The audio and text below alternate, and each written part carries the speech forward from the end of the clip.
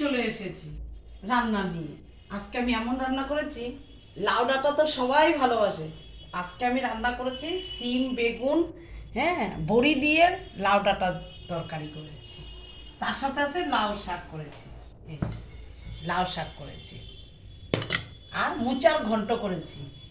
বিচি কলার যে মোচাটা, গর্ভ মোচাটা থাকে, সেই বড় মোচাটা আজকে আমি এই গর্ভ মোচার ঘন্ট করেছি, হ্যাঁ, আলু দিয়ে।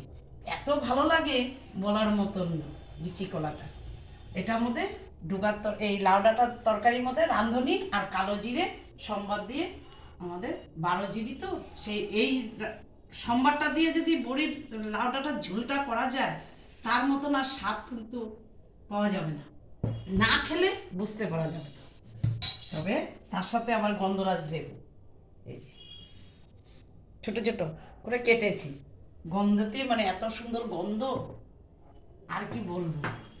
মোচার ঘন্টটা নিয়ে নিই, এই গর্ভ মোচা।